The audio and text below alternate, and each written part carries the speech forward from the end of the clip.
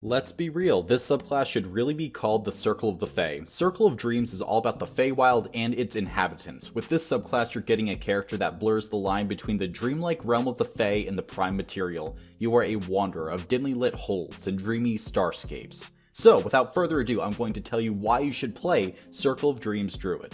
This guide is based on my personal experiences. I will not be going over basic subclass information, y'all can probably read. I've played or DM'd for all the Druid subclasses, my opinions probably do not align with the D&D community at large. I'm going to be giving rankings for subclasses based on 5 criteria. Role-playing potential, spellcasting, wild shaping, utility, and the X factor, or something different that the subclass brings to the table that is unique from all the other subclasses. Each Druid subclass feature can gain 5 points in each category. However, the later in level a class feature is gotten, the more heavily it will be scrutinized. Since most parties never reach 10th level, abilities that come after 10th level won't be given as much weight. Alright, with that out of the way, let's begin.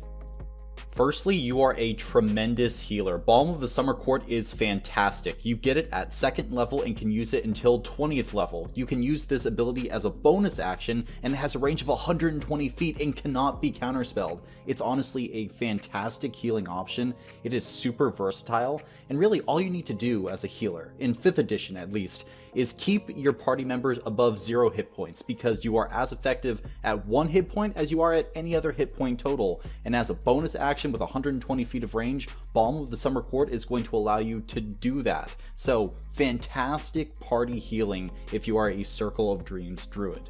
Additionally, you can almost guarantee that your party mates are going to have safe, short, and long rests. The Circle of Dreams Druid can create a Fey circle to protect the party while they're resting. You are literally protecting their dreams. If you're tired of random encounters interrupting your rests, Circle of Dreams helps with that.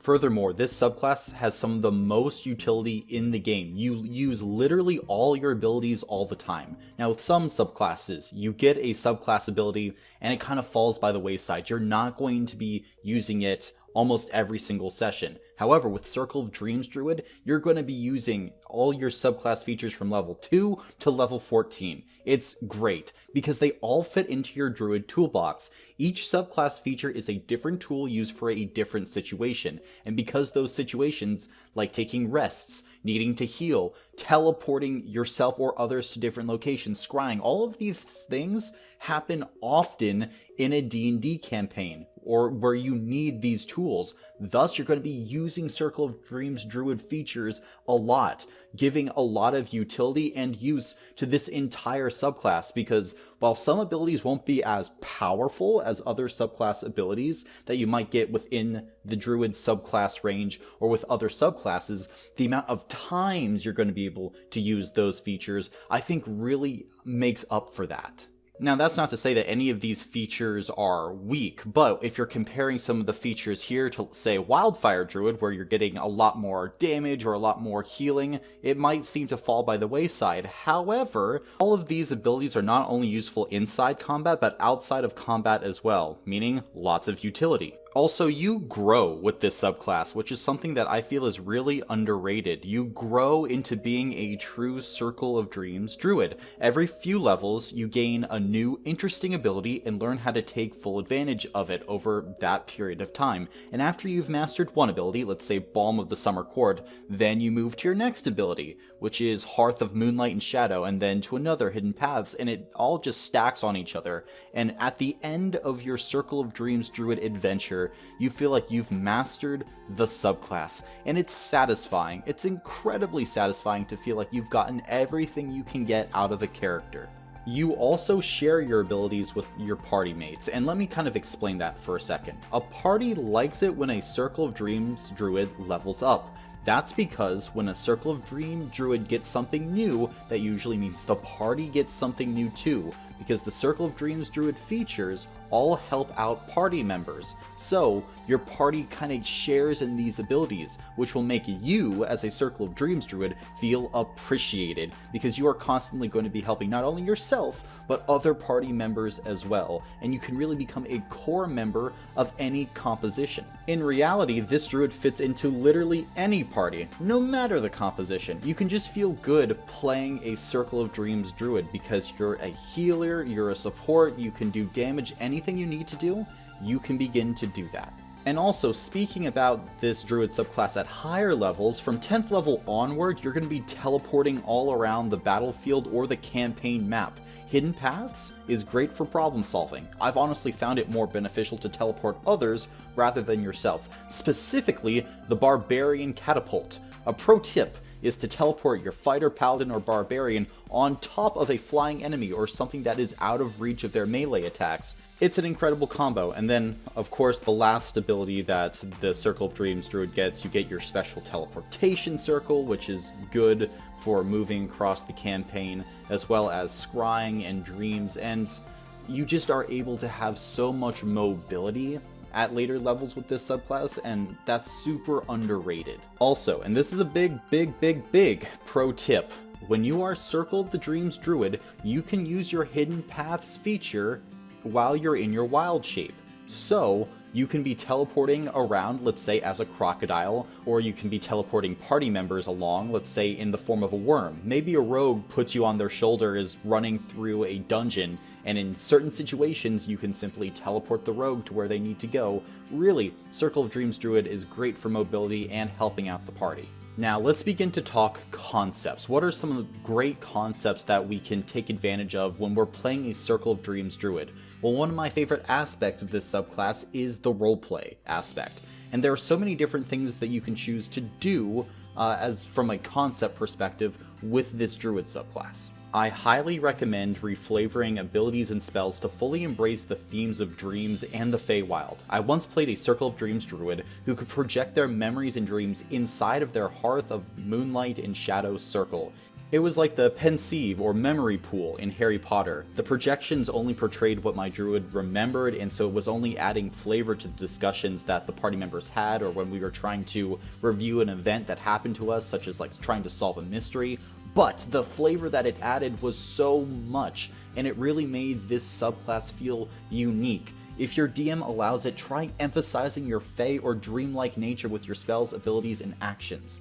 Furthermore, broaden your thinking of what dreams in the Feywild represent. Maybe for you, dreams are nature's memories. Your druid could be the guardian of nature's memory and past. They know where great trees once stood and tell tales of great storms. For them, dreams could take on this connotation. However, for another druid, a dream was quite literally an ideal or a goal. This druid could be almost a life coach or a sports psychologist. They help guide people to their goals. The Feywild is a plane of emotion, and the Circle of Dreams Druid takes this emotion and helps lead people through life in a healthy way. Yes, druids are guardians of nature, but nature takes many different forms and has many different conditions. Keep this in mind when playing a Circle of Dreams Druid, because dreams are wide and varying. They cover a large creative space, and make this druid your own. Druid circles can be as abstract and esoteric or as concrete as you want them to be, and don't feel limited by them. Go off the walls and make each circle your own.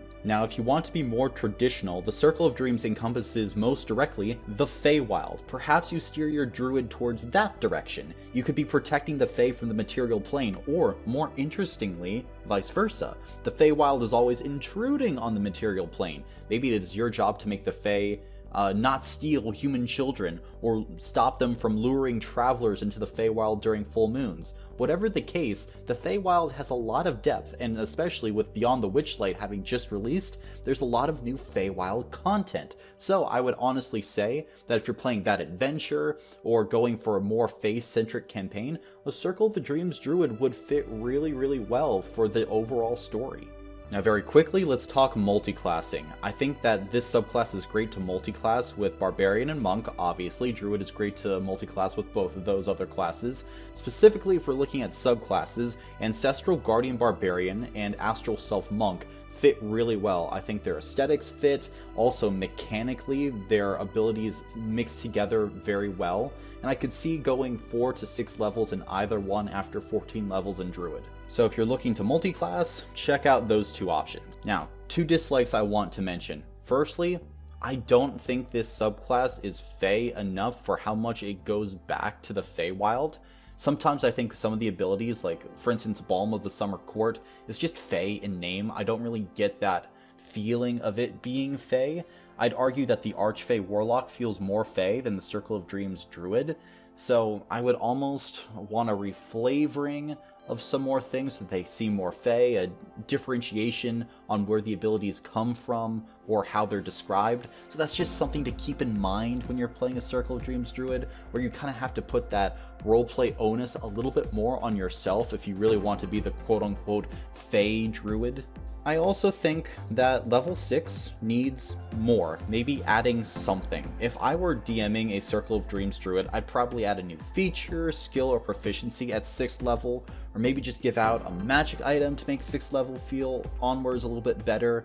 I would also consider switching around Hidden Paths and Hearth of Moonlight and Shadow, because I think Hidden Paths is a lot more useful in those lower levels, and just switching those two out feels like you're going to get a lot more bang for your buck as a Circle of Dreams Druid. I think the later level stuff you get is absolutely fantastic, but just that 6th level, I think it is just slow just a little bit, and I think that Wizards of the Coast would agree that if they went back and designed this subclass again for 2021, that they would probably add just one more small feature to buff at 6th level. So DMs, if you're running for a Circle of Dreams Druid, keep that in mind, and if you are a Circle of Dreams Druid, just keep in mind that the 6th level ability, while I think it is really good and is useful at all levels, is a little bit slow, and that you're going to have to keep that in mind and maybe talk to your DM about that. And if you can, switch the 10th level ability with the 6th level ability, because it really won't have that much impact on your game and will just make your Druid more fun to play. Now let's discuss the ratings of this subclass. Firstly, roleplay is a 14 out of 20. I think that it has a lot of great roleplay potential, but like I've said before in my dislikes, I think that sometimes the roleplay elements of being this Fey dreaming druid are a little detached from what the actual mechanical benefits and features are within the Circle of Dreams Druid. I still think the roleplay is great. I think that the design is sometimes frayed at certain points. Spellcasting is a 13 out of 20. A lot of the spellcasting features are passive, like Balm of the Summer Court helps to replace Healing Word. You got your 6th level ability, which is kind of a worse Leomund's Tiny Hut. You have a 10th level ability, which is Misty Step, and your 14th level ability is just giving you spells to cast on a long rest. They're all more than solid, however they're not great, so it's a little bit above, a mid-tier 10 out of 20 grade. So Circle of the Dreams Druid is a little bit better than average when it comes to spellcasting. Next we come to Wild Shape, and Wild Shape is a 5 out of 20. You're not going to be really using your Wild Shape a lot.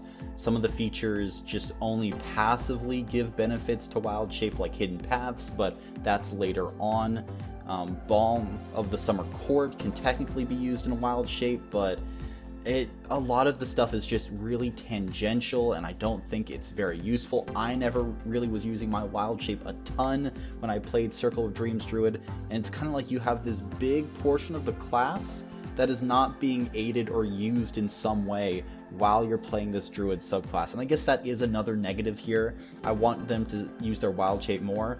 This subclass came out in Xanathar's Guide to Everything, and so when we look at Tasha's Cauldron, we see Druid abilities playing off the Wild Shape and using the Wild Shape a bit more, so that's why I think this is kind of limited in a way when it comes to Wild Shape. Utility, though, is a 20 out of 20. This subclass is amazing when it comes to party utility. It's great across the board. Every single feature gives some utility inside or outside of combat. Honestly, spectacular utility Druid subclass. I think this is one of the Druid subclasses that helps the party the most in a session by session basis. And then we come to X Factor, which is an 18 out of 20. And we have to look at, well, what does this Druid subclass do differently? Balm of the Summer Court is an incredibly powerful feature which gives incredible healing. The ability to protect your party during these rests, just every single rest, is incredible and I really like. And most importantly for this X factor, we don't see any other subclasses in the entire game with an ability like this to protect during a short or a long rest. It has this very unique niche in this moment.